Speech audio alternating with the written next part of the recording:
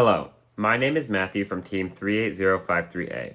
I manage the notebook for our team and wanted to give some tips on how you could be successful at managing your notebook. I have been competing in the Vex Robotics competition since In the Zone. However, it was not until the end of the Tower Takeover season that I realized the importance of the engineering design notebook. During the change-up season, after spending lots of time working on the notebook, my team and I were able to qualify for Worlds because we won the Innovate Award at the Michigan State Championships in 2021. This highlights the importance of the engineering design notebook. With that out of the way, let's get started.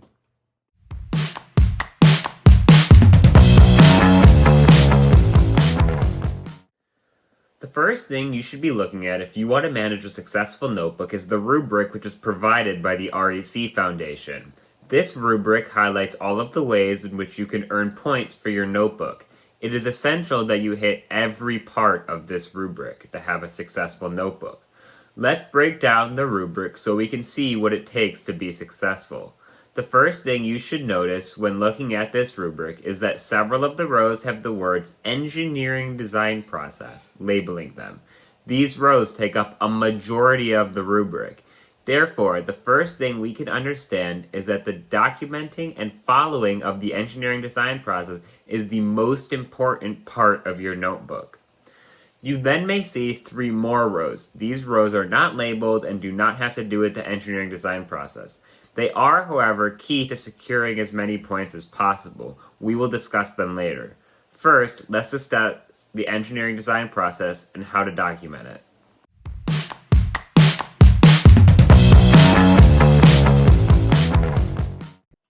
The first part of the engineering design process is identifying game and robot design challenges and goals. To earn as many points as possible in this section, you want to state the challenge that your team is facing. The rubric says this can be with words or pictures. This should not be something that you only do at the beginning of the season. Your team will constantly be facing problems. Nobody gets it right on the first try. This should be an iterative process. The second part of the engineering design process is brainstorm and diagram or prototype solutions. In order to earn as many points as possible, you want to come up with and clearly document 3 solutions to the problem you defined. Make sure to cite any outside sources. The third part of the engineering design process is select the best solution and plan. To earn points in this section, you want to decide on a solution with either a decision matrix and/or testing. Personally, I find using a decision matrix the easiest to communicate clearly. A decision matrix is a table in which you rate designs to determine how suitable they are for a particular task, the task you defined. They are a very powerful and valuable tool for anyone. After you decide on a solution, it is a necessity that you describe how you will implement the solution you chose. The fourth part of the design process is building and programming the solution. This part of the design process is largely happening in the real world as it is when you start interacting with parts or code. Therefore, in order to be successful here, you must document well. In fact, you need to document it so well that the person who is reading the notebook would be able to copy your solution. The fifth part of the design process is to test your solution.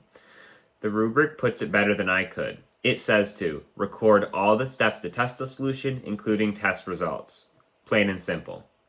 The 6th step of the engineering design process is to repeat the design process. I hope you didn't think you were going to be done soon because the design process is an iterative process. In order to earn full points, you need to iterate through the design process several times throughout the season and show how you went through it. Next, let's look at the next 3 parts of the rubric.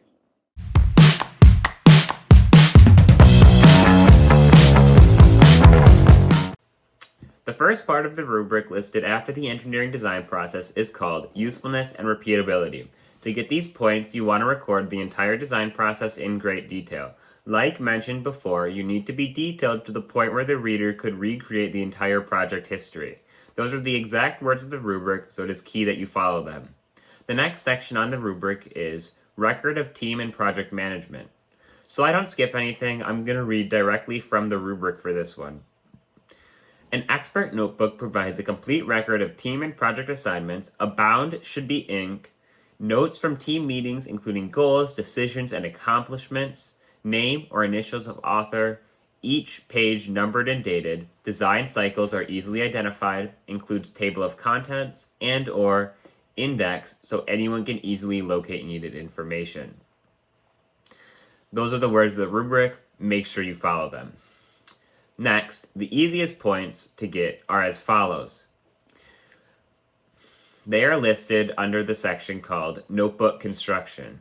You can get these points if your notebook has a timestamp that can be confirmed. Those are the exact words of the rubric, so make sure you follow them. Now that we have discussed the rubric, let's talk about the implementation of all of this. To do this, we will use my team's notebook from last year as an example.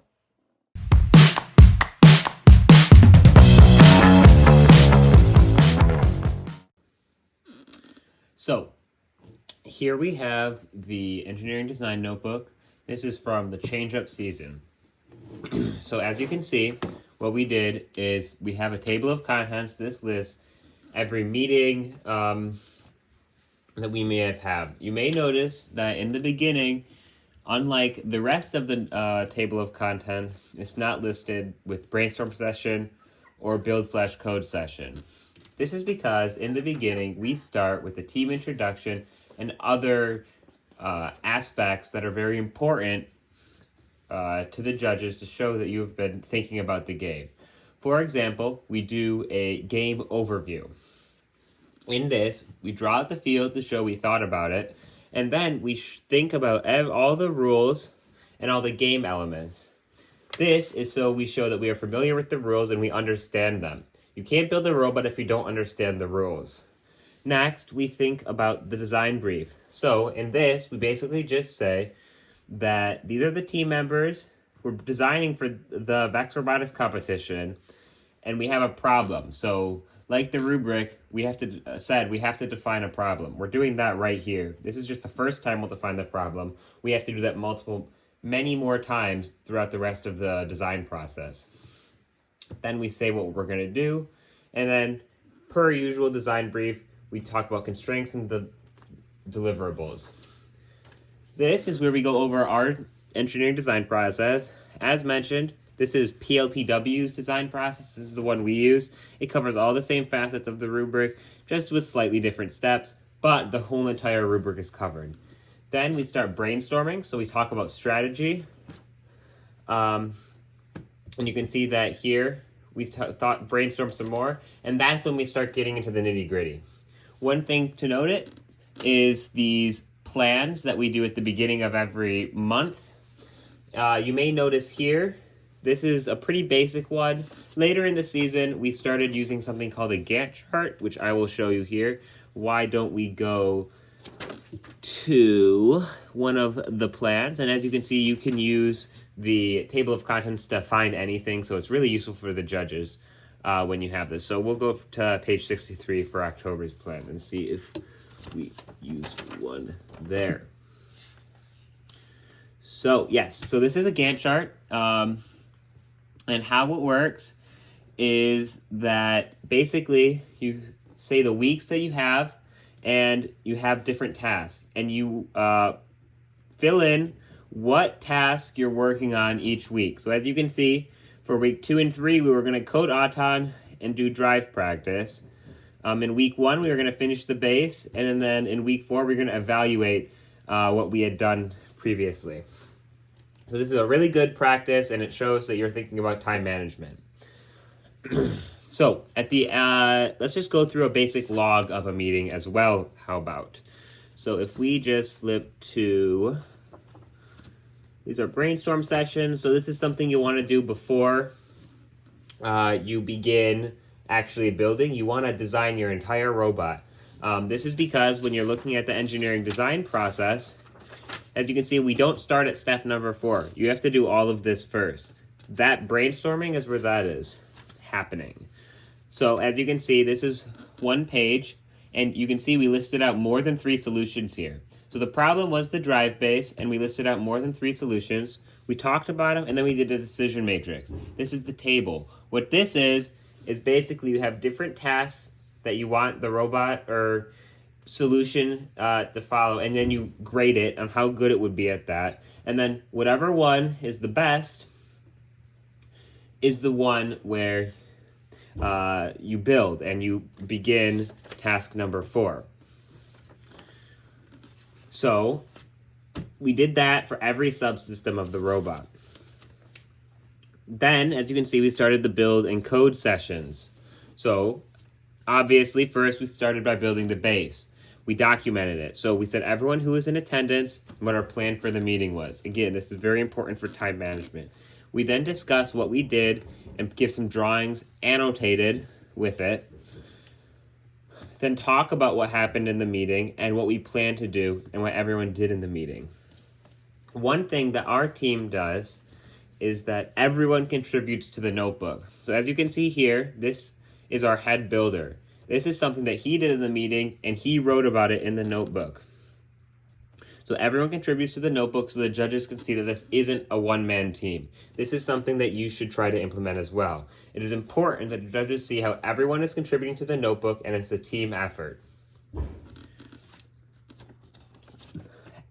During competitions, it's a good idea to be thinking about how you are going to write in the notebook about that competition. So after a competition, we would do one of these. We would call it a post-competition review. So we reviewed the preparation for the competition and then every match. This doesn't have to be super in detail, but it's a good idea to do. This is because it can be very valuable in teaching you what you did wrong and what could have gone better. So we review every match, and then we think about the things that went wrong and how can we improve on them. And then we discuss the implementation plan. So how will we accomplish this? That's key. If you don't discuss implementation, you will not get 5 points on the rubric for that section. So we would do that, and then we would continue brainstorming to follow the engineering design process, again showing that it's iterative, and then we could start building again. So again, we had 2 competitions really close together that time, but as you can see, then we start building again. And again, pictures are very important. Annotated drawings, as you can see here. You want to make sure you're discussing both code and building. Both are very important. Your robot isn't just code, and it's also not just building. So yeah, this was our notebook for the 2020-2021 season. And it ended with us going to states, in which we finished, I believe, 6th or somewhere around that range in the qualifiers. And then we played a little bit in the knockout stages, but unfortunately we got knocked out a couple rounds in. But thankfully, because of the notebook and a good judges interview, we were able to go to Worlds with the Innovate Award. So that is all I have today. Thank you for watching, and I hope this was a valuable resource for you.